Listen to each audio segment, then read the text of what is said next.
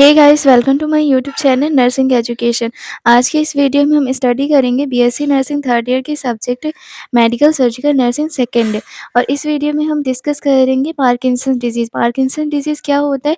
यह dopamine neurotransmitter की कमी की वजह से होता है, जिसकी वजह से मसल्स बहुत ज़्यादा वीक हो जाती हैं, ट्रेमर देखने को मिलता है, मतलब इनवॉलेंट्री शेकिंग होती है लिम्स में, और मसल रिजिडिटी देखने को मिलता है पार्किंसन डिजीज़ में।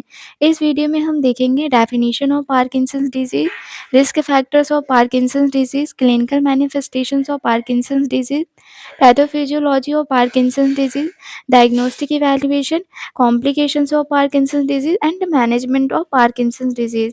सो let's discuss about Parkinson's disease. सबसे पहले हम देखेंगे definition of Parkinson's disease. Parkinson's is a chronic progressive neurological disease affecting the basal ganglia of the brain that leads to deficiency of neurotransmitter dopamine. It is characterized by muscle weakness, rigidity, tremor, bradykinesia, slow movement and gait disturbance.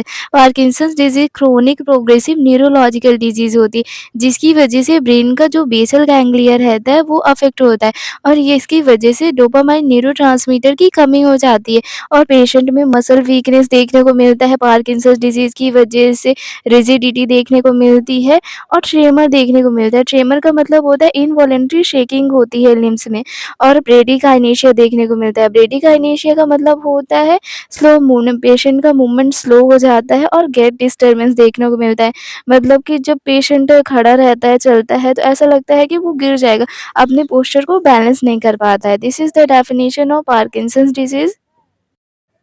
अब हम देखेंगे risk factors और Parkinson's disease.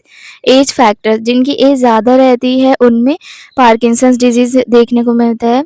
Atherosclerosis, atherosclerosis जिन्हें रहता है उन्हें Parkinson's disease हो सकती है। एथेरोस्क्लेरोसिस क्या होता है? इसमें आर्टरीज में कोलेस्टेरोल जमा होने लगता है। डायबिटीज, जिन पेशेंट को डायबिटीज़ रहता है उन्हें पार्किंसंस डिजीज हो सकती है। Deficiency of dopamine, dopamine neurotransmitter की डेफिशिएंसी की वजह से पार्किंसन डिजीज हो सकती है। एट्रियल हाइपरटेंशन, और जिन्हें हाइपरटेंशन रहता है, मतलब जिनका ब्लड प्रेशर ज़्यादा रहता है, उन्हें भी पार्किंसन डिजीज हो सकती है। हाइपरलिपिडेमिया, और जिनके ब्लड में लिपिड बहुत ज़्यादा रहता है, उन्हें भी पार्किंसन डिजीज होने का रिस्क रहता है। These are risk factors of Parkinson disease. अब हम देखेंगे clinical manifestations of Parkinson's disease. इसमें पेशेंट को ट्रेमर होता है। ट्रेमर का मतलब होता है इनवॉलेंट्री शेकिंग। पेशेंट के जो हाथ पैर रहते हैं उसमें इनवॉलेंट्री शेकिंग देखने को मिलती है।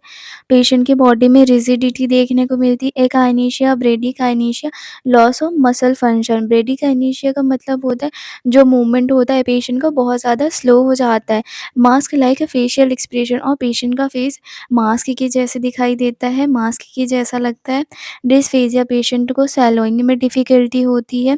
Decrease sexual capacity, sexual capacity patient की डिक्रीज़ हो जाती है। गैट चेंजेस, और पेशेंट का जो गैट होता है, पोस्चर होता है, उसमें चेंजेस देखने को मिलते हैं। स्लीपलेसनेस, और पेशेंट को नींद नहीं आती है। सैलिवेशन, ड्रूलिंग देखने को मिलता है पेशेंट में। स्वेटिंग, और पेशेंट में स्वेटिंग देखने को मिलता है। These are clinical manifestations of Parkinson's disease. अब हम देखेंगे pathophysiology of Parkinson's disease. Unknown cause, इसका जो कॉज रहता है, मतलब किस वजह से पार्किंसन डिजीज होती है, वो अननोन है। Deterioration of neurons in a brain है, जो ब्रेन में न्यूरॉन्स प्रेजेंट रहते हैं उनमें डिस्टर्बेंस देखने को मिलता है, जिसकी वजह से decrease secretion of dopamine neurotransmitter, जो डोपामिन न्यूरोट्रांसमीटर रहता है उसका सिक्रेशन डिक्रीज हो जाता है। मोमेंट डिस्टर्बेंस, ट्रेमर, रिजिडिटी, एकाइनेशिया, जिसकी वजह से डोपामिन न्यूरोट्रांसमीटर की कमी की वजह से जो मूवमेंट रहता है वो डिस्टर्ब हो जाता है पेशेंट का। ट्रेमर देखने को मिलता है। ट्रेमर का मतलब होता है इनवॉलेंट्री शेकिंग, पेशेंट के जो लिम्स होते हैं, हाथ पैर रहते हैं, उनमें शेकिंग देखने को मिलती है। रिजिडिटी देखने को मिलता है पेशेंट की बॉडी में। एकाइनेशिया देखने को मिलता है, मतलब कि पेशेंट का जो मूवमेंट होता है वो बहुत ज़्यादा स्लो हो जाता है। This is the pathophysiology of Parkinson's disease. अब हम देखेंगे diagnostic evaluation of Parkinson's disease. History collection, सबसे पहले पेशेंट की कंप्लीट हिस्ट्री लेंगे उससे, सीटी स्कैन करेंगे पेशेंट का, मेंटल स्टेटस एग्जामिनेशन करेंगे पेशेंट का, फिजिकल एग्जामिनेशन, इसमें पेशेंट का head to toe complete examination करेंगे, एमआरआई करेंगे पेशेंट का। ये सारे डायग्नोस्टिक इवैल्यूएशंस करेंगे पार्किंसन डिजीज़ को कंफर्म करने के लिए। अब हम देखेंगे complications of Parkinson's disease. Dementia, Parkinson disease की वजह से पेशेंट को डिमेंशिया हो सकता है। डिमेंशिया क्या होता है? इसमें मेमोरी पेशेंट की डिस्टर्ब हो जाती है। Injury due to falling, falling का रिस्क रहता है पेशेंट को, जिसकी वजह से पेशेंट को इंजरी हो सकती है।